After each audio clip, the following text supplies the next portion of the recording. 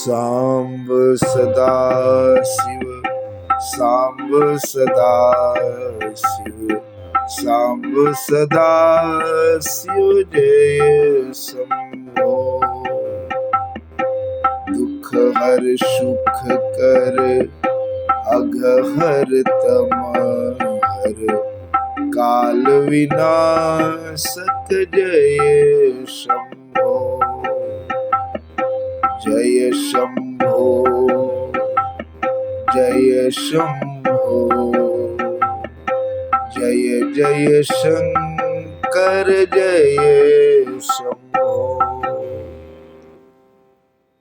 धर्म प्रेमी बंधुओं, आज श्री शिव महापुराण विद्येश्वर संहिता के अंतर्गत 12 अध्याय में मोक्षदायक पुण्य क्षेत्रों का वर्णन, काल विशेष में विभिन्न नदियों के जल में स्नान के उत्तम फल का निर्देश और तीर्थों में पाप से बचे रहने की चेतावनी बताई गई है।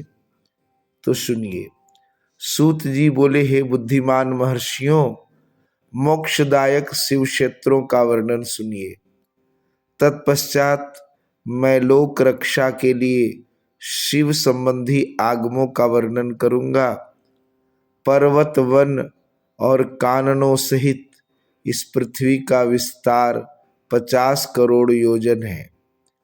भगवान शिव की आज्ञा से पृथ्वी संपूर्ण जगत को धारण करके स्थित है। भगवान शिव ने भूतल पर विभिन्न स्थानों में वहां के निवासियों को कृपा पूर्वक मोक्ष देने के लिए शिव क्षेत्र का निर्माण किया है।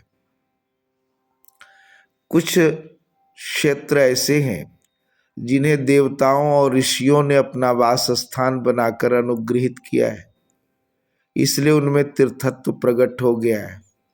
तथा अन्य बहुत से तीर्थ क्षेत्र ऐसे हैं जो लोगों की रक्षा के लिए स्वयं प्रादुर्भूत हुए हैं। तीर्थ और क्षेत्र में जाने पर मनुष्य को सदा स्नान, दान और जप आदि करना चाहिए, अन्यथा वह रोग, दरिद्रता तथा मूकता आदि दोषों का भागी होता है।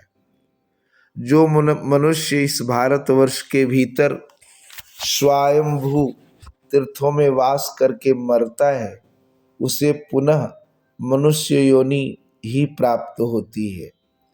हे ब्राह्मणों, पुण्य क्षेत्र में पाप कर्म किया जाए तो वह और भी दृढ़ हो जाता है।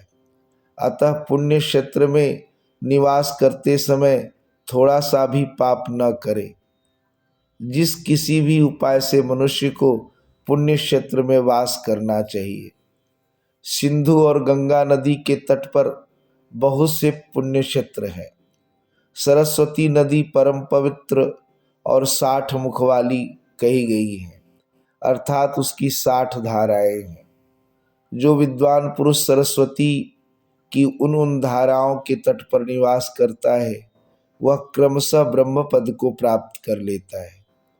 हिमालय पर्वत से निकली हुई पुण्य सलिला गंगा 100 मुख वाली नदी है। उसके तट पर काशी आदि अनेक पुण्य क्षेत्र हैं, जहाँ मकर राशि के सूर्य होने पर गंगा की तटभूमि पहले से भी अधिक प्रशस्त और पुण्यदायक हो जाती है। सोनभद्र नद की 10 धाराएं हैं। वह बृहस्पति के मकर राशि में आने पर अत्यंत पवित्र तथा अभिष्ट फल देने वाला हो जाता है। उस समय वहां स्नान और उपवास करने से विनायक पद की प्राप्ति होती है।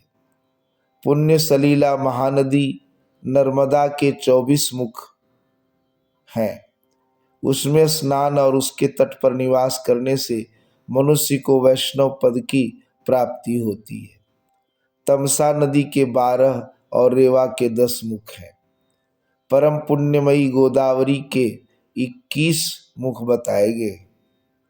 वह ब्रह्म हत्या तथा गोवध के पाप को भी नाश करने वाली एवं रुद्र लोक देने वाली है। कृष्णवेणी नदी का जल बड़ा पवित्र है। वह नदी समस्त पापों का नाश करने वाली उसके 18 मुख बताए गए और वह विष्णु लोक प्रदान करने वाली है। तुंगभद्रा के 10 मुख, वह ब्रह्मलोक देने वाली है।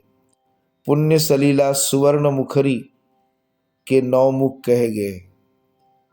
ब्रह्मलोक से लौटे हुए जीव उसी के तट पर जन्म लेते हैं। सरस्वती, पंपा, कन्याकुमारी तथा शुभ कारक श्वेत नदी, ये सभी पुण्य क्षेत्र हैं। इनके तट पर निवास करने से इंद्रलोक की प्राप्ति होती है। शह्य पर्वत से निकली हुई महानदी कावेरी परम पुण्यमयी है। इसके 27 मुख बताए गए हैं। वह संपूर्ण अभिष्ट वस्तुओं को देने वाली है।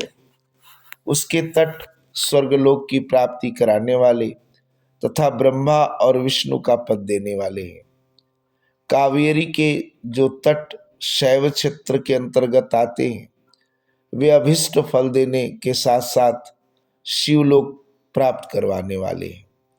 नैमिषारण्य तथा बदरिकाश्रम में सूर्य और बृहस्पति के मेष राशि में आने पर यदि स्नान करे तो उस समय वहां किए हुए स्नान पूजन आदि को ब्रह्मलोक की प्राप्ति कराने वाला जानना चाहिए। सिंह और कर्क राशि में सूर्य की संक्रांति होने पर सिंधु नदी में किया हुआ स्नान तथा केदार तीर्थ के जल का पान एवं स्नान ज्ञानदायक माना गया है। जब बृहस्पति सिंह राशि में स्थित हो उस समय सिंह की संक्रांति युक्त भाद्रपद मास में यदि गोदावरी के जल में स्नान किया जाए तो वह शिवलोक की प्राप्ति कराने वाला होता है। ऐसा पूर्व काल में स्वयं भगवान शिव ने कहा है। जब सूर्य और बृहस्पति कन्या राशि में स्थित हो तब यमुना और सोनभद्र में स्नान करे। वह स्नान धर्मराज तथा गणेश जी के लोक में महान भोग प्रदान करने वाला है। यह महर्षियों की मान्यता है। जब सूर्य और बृहस्पति तुला राशि में स्थित हो उस समय कावेरी नदी में स्नान करे। वह स्नान भगवान विष्णु के वचन की महिमा से संपूर्ण अभिष्ट वस्तुओं को देने वाला माना गया है। जब सूर्य और बृहस्पति वृश्चिक राशि पर आ जाए तब मार्गशीर्ष के महीने में नर्मदा में स्नान करने से विष्णु लोक की प्राप्ति होती है। सूर्य और बृहस्पति के धनु राशि में स्थित होने पर सुवर्ण मुखरी नदी में किया हुआ स्नान शिवलोक प्रदान कराने वाला होता है। यह ब्रह्मा जी का वचन है। जब सूर्य और बृहस्पति मकर राशि में स्थित हो उस समय माघ मास में गंगा जी के जल में स्नान करना चाहिए। ब्रह्मा जी का कथन है कि वह स्नान शिवलोक की प्राप्ति कराने वाला होता है। शिवलोक के पश्चात ब्रह्मा और विष्णु के स्थानों में सुख भोग कर अंत में मनुष्य को ज्ञान की प्राप्ति हो जाती है। माघ मास में तथा सूर्य कुंभ राशि में स्थित होने पर फाल्गुन मास में गंगा जी के तट पर किया हुआ श्राद्ध, पिंडदान अथवा तिलोदक दान पिता और नाना दोनों कुलों के पितरों की अनेक पीढ़ियों का उद्धार करने वाला माना गया है। सूर्य और बृहस्पति जब मीन राशि में स्थित हों तब कृष्णवेणी नदी में किए गए स्नान की ऋषियों ने प्रशंसा की है। उन महीनों में पूर्वोक्त तीर्थों में किया हुआ स्नान इंद्र पद की प्राप्ति कराने वाला होता है।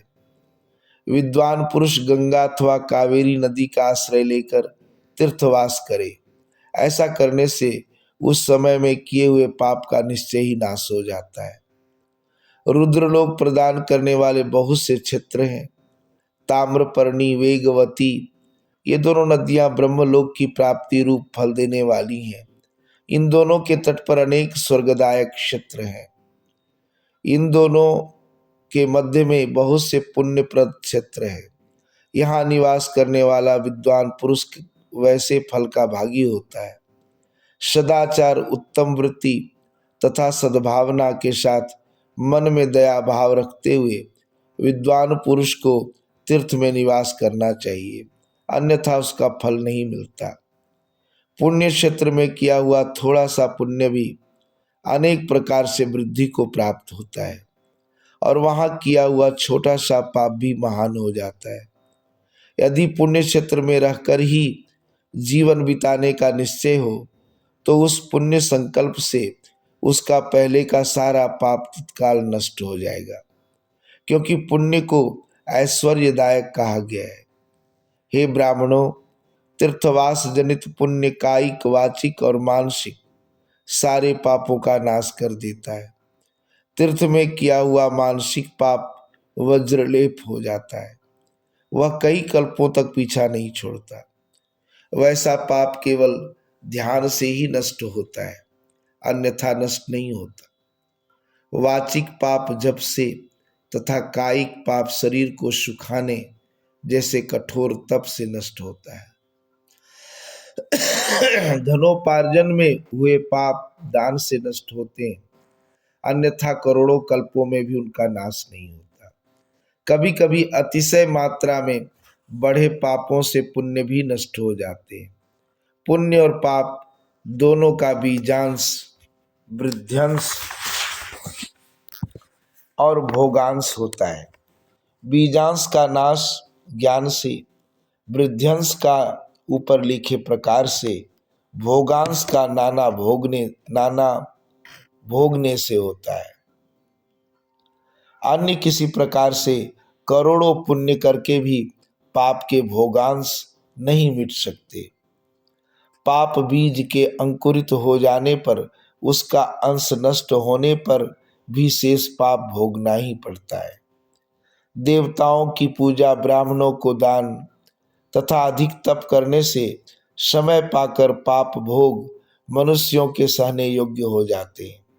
इसलिए सुख चाहने वाले व्यक्ति को पापों से बचकर ही तीर्थवास करना चाहिए। इस प्रकार श्री शिव महापुराण के अंतर्गत प्रथम विद्येश्वर संहिता में शिव क्षेत्र का वर्णन नामक 12वां अध्याय पूर्ण हुआ। 12वां अध्याय।